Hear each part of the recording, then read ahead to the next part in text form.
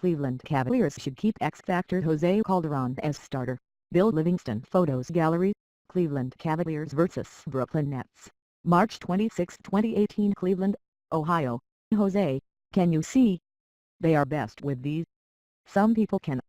Can't he? Russell, the studio analyst on Cleveland Cavalier telecasts, calls 36-year-old point guard Jose Calderon the X-Factor for the Cavs' playoff chances.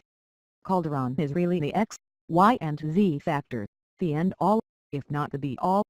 The latter role is customarily conceded to LeBron James, as far as national media coverage goes. But if the Cavaliers are to reach the fourth straight NBA Finals, which looks more feasible after Kyrie Irving's knee surgery in Boston and the rip-roaring comeback to beat the formidable Toronto Raptors, it says here it will be with Calderon playing a big role. The ID bust frankly, he should have returned to the starting lineup sooner. The Cavs had to find out if Isaiah Thomas was going to work out or be the worst fit since James took the court in Auburn Hills, Michigan, against the Pistons in his first ever exhibition game in the NBA in 2003. Strong rim Ricky Davis fired up a shot on the first possession with 23 seconds left on the shot clock. Take that, King. But in the NCAA tournament, you saw Florida State lose to Michigan by stumbling through two of the worst possessions since its gears hooking crazy ball passes and shots during his brief Cavs career. He was, in a word, wretched. The art of the possible. Calderon has an excellent sense of what he can and cannot do. He can defend to the height and breadth of his 6'3", 198-pound frame, which makes him not all that much slighter than Irving and a much more willing part of the deterrence. He can also make open three-point shots, 46.8% this season, important for anyone who plays alongside James. The football analogy Calderon's play recalls a football decision made at Ohio State 4 years ago before the unexpected national championship season, when, just before incumbent Braxton Miller was lost with a shoulder injury, J.T. Barrett was promoted to backup quarterback ahead of Cardale Jones.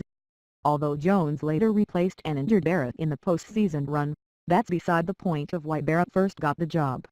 Said former offensive coordinator Tom Thurman, the offense moves better when he's in there.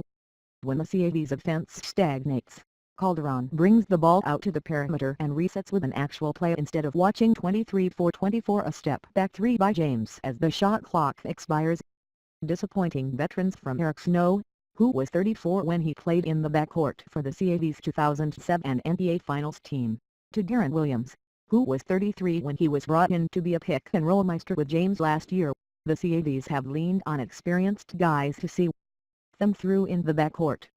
Most of the experiences have been unfulfilling, but Calderon was a much better player than many realize in his prime. The case for Calderon: he ranked in the top 4 9 times in assists to turnovers ratio and led the league twice. Since he rejoined the Cavs rotation, his ratio is an aggregate 26-8, or a strong average of 3.3 to 1. He holds the all-time one-season record for highest free throw percentage at 98.1% in 2008-09, and has an 87.3% career mark. Calderon is not, of course, a seamless replacement for Irving. Kyrie was the most ingenious finisher below the rim ever with his pool hustler angles and spider spin of the ball. Irving was a giant offensive talent who is tough to replace. But Calderon gives them the most professional base from which to try. Viewed comments 13.